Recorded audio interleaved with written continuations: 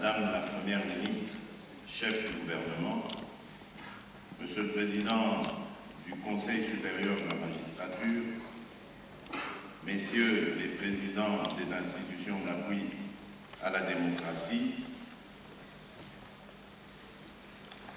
honorables députés et sénateurs, Mesdames et Messieurs les membres du gouvernement, Excellences, Mesdames et Messieurs les membres du corps diplomatique,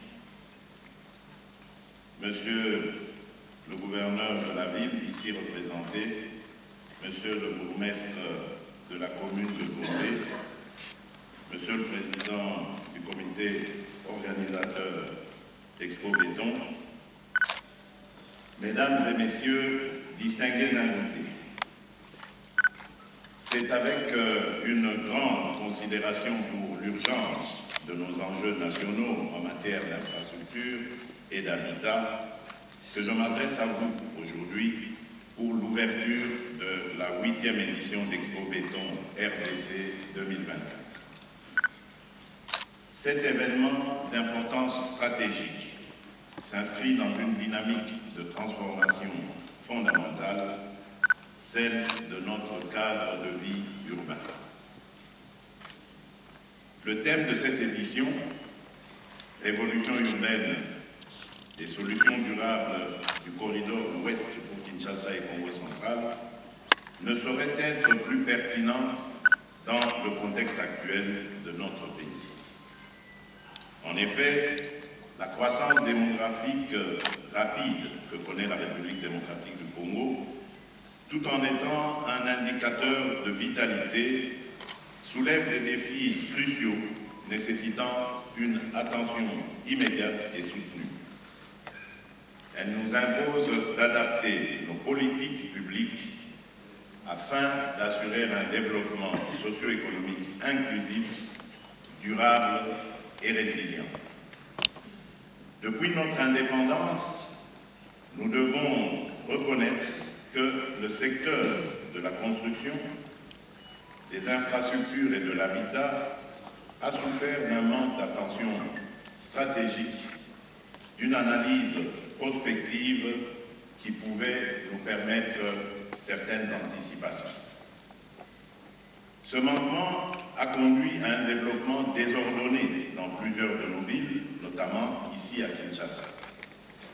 Aujourd'hui, nous en payons le prix à travers la congestion urbaine, le manque d'infrastructures sociales adéquates, le déficit en logements décents et une détérioration progressive de la qualité de vie de millions de nos concitoyens. Conscient de l'urgence de la situation et ayant personnellement suivi les éditions précédentes, j'ai été très attentif aux recommandations qui en ont découlé. Aussi, le gouvernement de la République, sous mon impulsion, s'est résolument engagé à soutenir cette initiative et, à ce titre, plusieurs mesures emblématiques ont déjà été prises. Je citerai par exemple la création d'un ministère dédié à la politique de la ville, une mesure essentielle pour centraliser et coordonner les efforts en matière de développement urbain. Par ailleurs, les partenariats publics-privés joueront un rôle déterminant dans la mise en œuvre de projets d'envergure, qu'il s'agisse de la sécurisation des réserves foncières pour la construction d'ensembles immobiliers stratégiques ou de la modernisation des routes urbaines facilitant l'accès à ces nouvelles zones de développement. La certification de la main-d'œuvre à travers la Chambre des métiers et de l'artisanat est également un axe prioritaire pour assurer une expertise locale de qualité.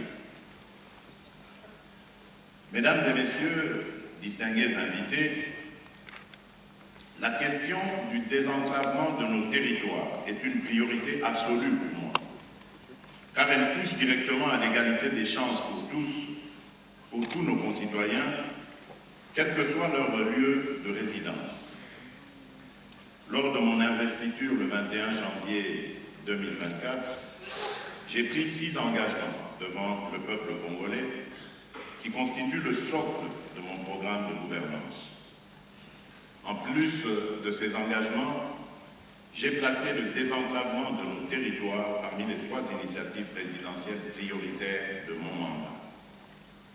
Nos infrastructures doivent garantir à chaque Congolais, qu'il vive en ville ou dans les zones rurales les plus reculées, un accès équitable aux services de base, aux opportunités économiques et aux moyens de se développer. C'est une condition indispensable pour assurer la cohésion nationale, réduire les inégalités et favoriser un développement harmonieux et inclusif de notre pays.